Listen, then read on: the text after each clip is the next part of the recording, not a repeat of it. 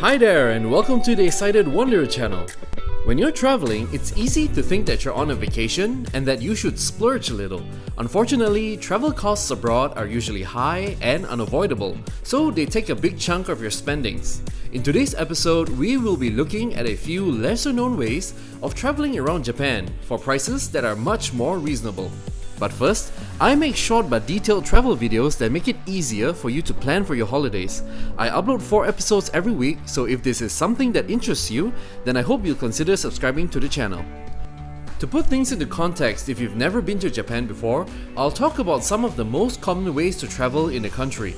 But if you're a veteran and know your way around, then feel free to skip this section and go ahead to the next timestamp. The most popular way to travel is definitely by train. They're clean, punctual, and a reliable way to get to nearly anywhere, whether in a city or to smaller towns further away. However, their great service also means that they are not always the cheapest. Next, we have flights. Japan isn't the biggest country in the world, but traveling on land can take a while, so flying would be the fastest way, but it will also be the most expensive. For example, a two-way flight from Tokyo to Hokkaido can cost up to $300 per ticket. I don't know about you, but to me, that's a heavy price to pay, especially for a journey that only lasts an hour and a half. Lastly, you could rent a car and drive around by yourself. While it does give you a lot more freedom to explore, it might not be for everyone due to a few reasons. In Japan, everyone drives on the left-hand side of the road, which might be different from your country. And you'd also have to get an international driver's permit before you're allowed to drive. But if you're still interested, I'll leave links to the videos I made covering these topics in the description box below. Or you can click on the box at the right hand corner of your screen now to learn more about renting cars in Japan. Right, so how do you save on travel costs? Choose to fly with low-cost airlines. Yes, I know, I just said that flying is the most expensive way to travel, but not if you're flying with low-cost airlines in Japan like Peach Aviation and Jetstar.